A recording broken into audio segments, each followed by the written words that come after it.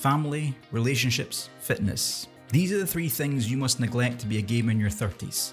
And at the age of 36, I've noticed a lot of changes, both good and bad, in the way I approach games. The biggest challenge is this question of time.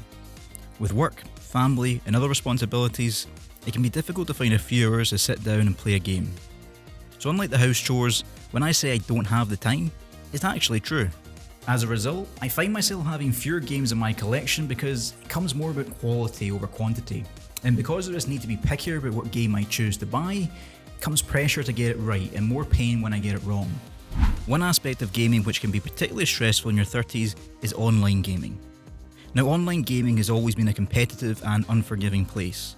But when you combine this with the fact that you're double the age of most of the lobby, then you feel like you stick out even more.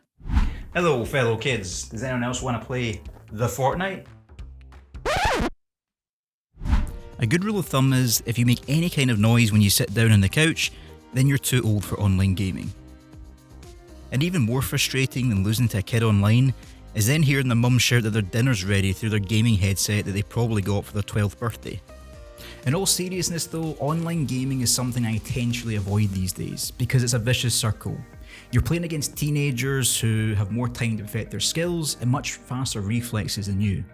And even though matchmaking has improved, almost any online game has a steep learning curve when you first try it, which competing against the AI never prepares you for. Another problem is that some of the highest rated games don't have the same appeal these days because gameplay mechanics just get repeated. I've been playing games since the Commodore 64 and I notice the same principles appear time and again. Sure, the graphics, motion capture and sound quality has come on leaps and bounds, but when I see a game selling a new innovation which I've seen 20 years ago, then it's like an action movie stating that they've got a car chase in it. Now I know I sound like an old man saying things aren't as good as they used to be, but that's not what I'm getting at. Games certainly are better these days than games in the past, but when you play through the older titles like I have, then you can spot the same features being used again in a different game. If the underlying principle of the gameplay is the same, then it feels a bit like Groundhog Day for me. For example, I've always been a huge fan of the Metal Gear Solid games, and they pioneered the concept of stealth. So when I see a stealth section of a modern game, which is simply borrowed from the Metal Gear series, then I find it frustrating because I expect more. Things aren't all that bad though.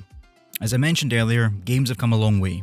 No more memory cards, free life systems, and having to write down a code to save your progress. And when you've had a stressful day at work, then it can be great to jump into a game and lose yourself in a rich story world, just like you would with a good book. Some escapism is good in your life, and it can help you disconnect from stressful situations and help you refocus. And that's why these days I mainly focus on open world games with a good story like Red Dead Redemption 2 or the God of War series.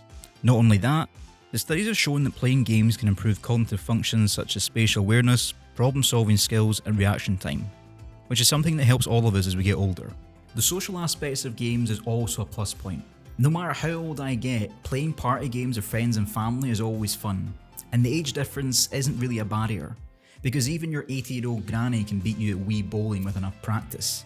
Just don't push for her to get disqualified due to her metal hip, because this can make for an awkward Christmas dinner. More recently, my wife and I have been playing more games together since we got the PS5.